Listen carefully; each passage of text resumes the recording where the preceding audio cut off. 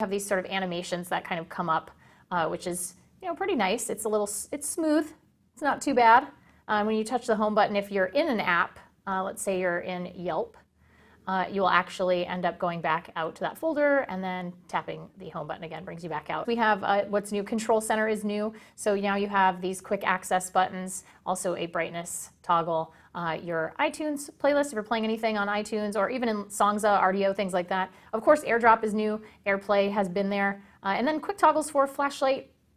You got your clock, you can jump into your alarm or a timer, stopwatch, calculator, and your camera. So some quick access tools there, a much better setup and layout than iOS 6 in my opinion. If we double tap the home button, you can see the multitasking is new. You can check out all the different things that you've been doing, apps that you've been in, and if you would like to get rid of any of them, you can swipe right up and, oops, sorry, you can swipe right up and it'll go away. So let's get back out of there and let's check out search.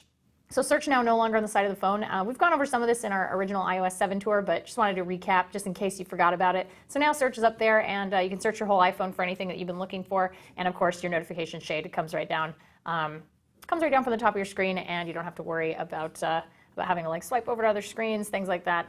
So pretty basic stuff. Most of the things that we've kind of come to know and love in iOS are still here in iOS 7, just slightly modified. Of course, one of the things that is different is your photo album. So they're now doing collections. So if we open up our collections, you can see I have Monday through today, and then my trip to Berlin is here. But if I wanted to look back on anywhere in particular I was taking pictures, you can see you've got all these great little icons, and you can go all the way back to years. So here's my last few years using iOS. When the Gold Master Seed came out, they actually unleashed a whole bunch of different wallpapers on us.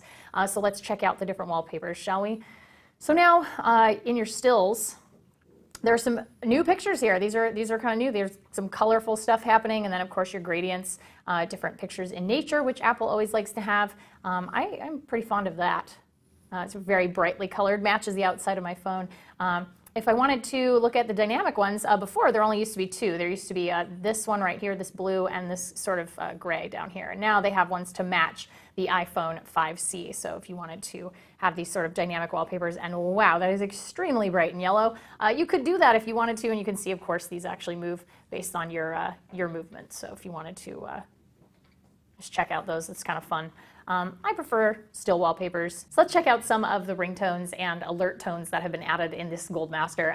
Let's just check out ringtones. Actually, they've moved all of the classic ringtones into its own folder. So if you ever wanted to go back, you can. You can get those old school iPhone ringtones like your old timey phone and things like that. But now we've got some new stuff starting right there. So here's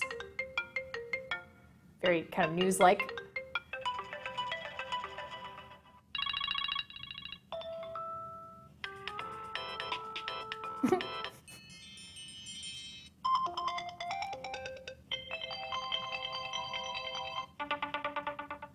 So a lot of new ringtones. You can, I'm sure you guys will have fun going through those. There's also new alerts as well. So if we wanted to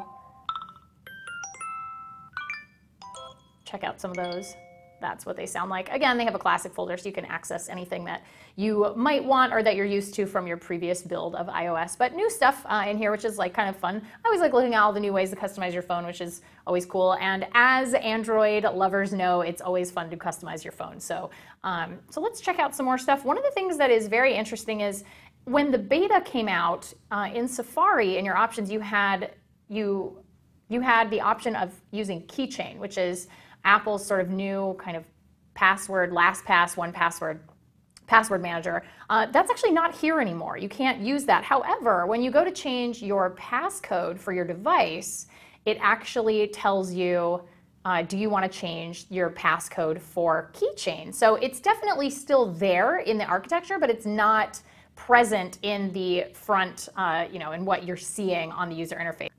Well, now on to some things that I was surprised did not get changed. One of the things is there's a couple of apps that are native first-party apps for Apple, like iBooks, that were not changed. I mean, this is the same skeuomorphic design that we've seen before. Really shocked that they did not change this. Almost makes me wonder if they're working on a larger change for iBooks and the newsstand in general. And in case you were wondering, one of the nice things, speaking of newsstand, is yes, you can in fact throw it into a folder now. So if you've ever wanted to get rid of that newsstand, now you can. If you want to look at music, of course, here is your very lovely iTunes music interface. Here's iTunes Radio. You can start listening. Of course, that's available to you. Your Genius playlists, your regular playlists, and of course your albums. So here's the new keyboard. This is the iOS 7 keyboard, which is a little flatter. It's a little bit different.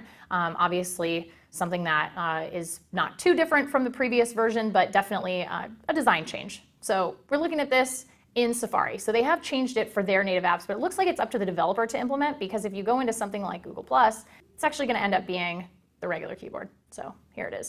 So that's the old iOS 6 keyboard. So it's definitely going to be up to the app developer. I know a lot of talk has been on the internet about having to buy apps that have been previously purchased because of the new 64-bit architecture, and am I going to have to purchase a new version of the app? That remains to be seen. It's likely that some apps will do that. It's likely that some apps will not do that. So hopefully it won't be too many, but that is a really brief tour of the things that are a little bit different, and some things that, like I said, have not changed since the beginning of the beta, which were surprising to me, like Find My Friends and the iBooks design.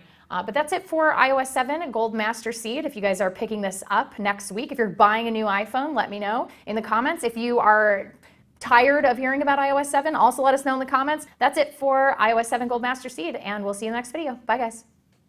What's up, everyone? John here. Thank you for watching the video. If you enjoyed it, I certainly hope you did. Click on the subscribe button right under me in my pants region to get tons more tech videos from Techno Buffalo. We've got awesome unboxings, comparisons, reviews, recaps, and everything else you can think of in the tech world right here on the channel. Join the herd today! If you want to check out some more content, just click right over this way to see some other recent videos. See you guys next time.